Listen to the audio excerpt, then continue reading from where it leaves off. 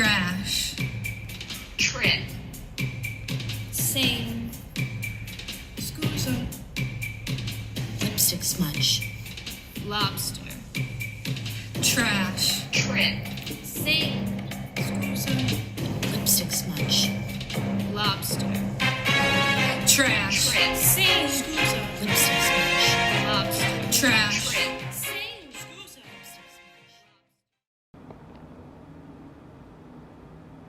So when I first got the fever, I was a little worried because I had dinner with my friend today right before.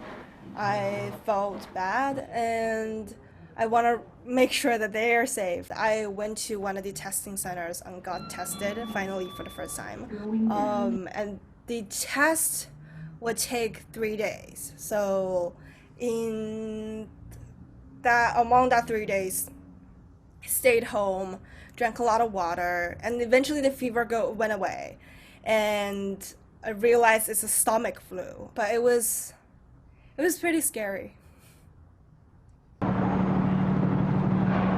If you're going to bring people to a venue, you need to ensure their safety because they're there for you.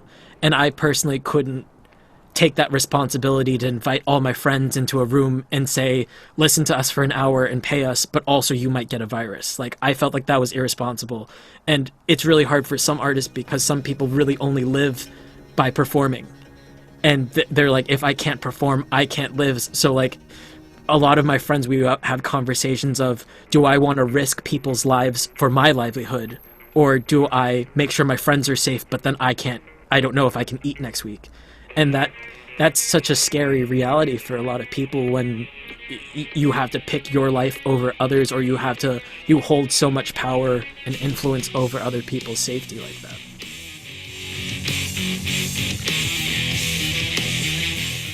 I wrote the song last year.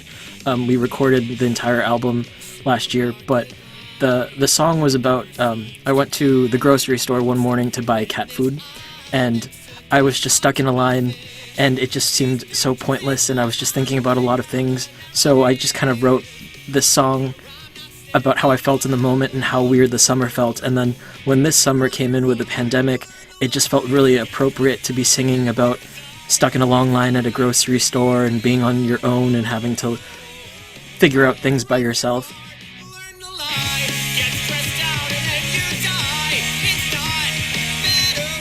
Selfishly, I just really missed performing comedy, and unselfishly, I wanted to be able to give some comedians a chance to collaborate and maybe write, or if they were working on something and they didn't know how to, forge it together, we could make it something special. I've been doing my sketch comedy meets late night talk show, Alexa, Play Something Funny, for a year and 7 months. Obviously, almost half of that now is virtual. Alexa, will you laugh? Sure, I can laugh.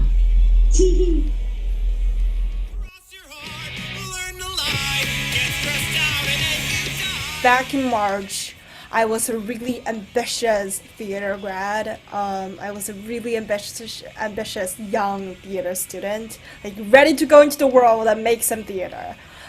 So when the pandemic first happened, I was like one of the community members and be like, hey everybody, we're just gonna hold on to this. We're gonna think creatively. We're gonna do something. Like, we're gonna engage people and shift online. Right now, things aren't looking any better. I've heard from multiple people that we shouldn't be looking at being back to theater until next summer.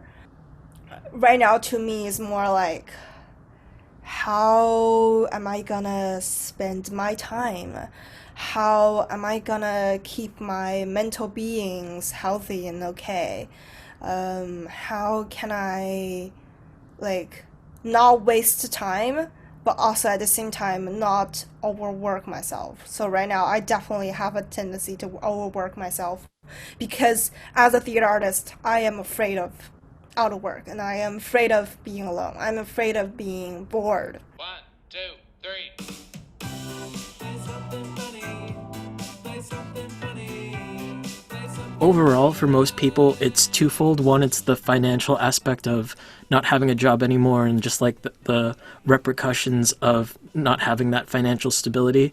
But I also know for many artists, at least, it's that social aspect that I talked about, and that theater and just art in general is one of those workspaces that there's a really big friendship and camaraderie that come with that. It's the fact that you're around people who are trying to make the same kind of art as you, like everyone's bringing personality into the equation, but not being able to see people and work in that kind of intimate setting is really distressing for some people. It's really a physical and mental issue as much as it is a financial issue. The Rona Block Tango came out of, when quarantine was really new. Aglio, spaghetti aglio, phenomenal. Aglio e olio, olio, aglio. What are you saying? I'm now pre-intermediate in Italian on Babbel. So I did write the lyrics. That was, I put the coloring book away and I wrote the lyrics. And we just had a Zoom meeting where we each sort of read aloud our parts, and then everybody else filmed separately. If this were like even a few decades ago and we were all stuck at home, we'd only have like pens and paper, and like we'd really be stuck with such limited material. But having computers and cell phones where like you can record music, you could film a self-tape over like a camera, like there's so many different ways that we can express ourselves and stay connected these days. And it's really a matter of forcing yourself out of your comfort zone to create and to communicate, because it's really easy to get burnt out over technology. But I think the greatest weapon is just tapping back into your passion and the things you care about and reminding yourself every day why you're doing this. Don't give up on the dream that you had prior to the pandemic just because the opportunities seem a little bleak right now. They'll come back. Before you make art, how do you make a life? Listen, Ringo, you hit that now. One more Some of your time. lipstick smudged. Trash. Trip. Scusa. Lipstick smudge. Lobster.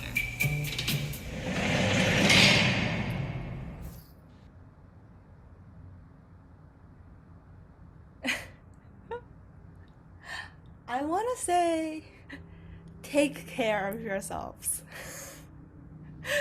I think taking care of yourselves is the hardest thing to do right now. Before you make any kind of art, taking care of yourself, of people around you, will help you make better work.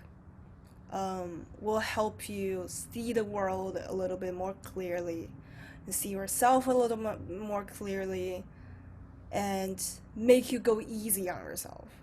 Go easy. The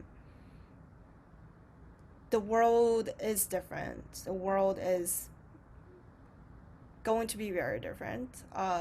So I guess taking care is very important to me right now.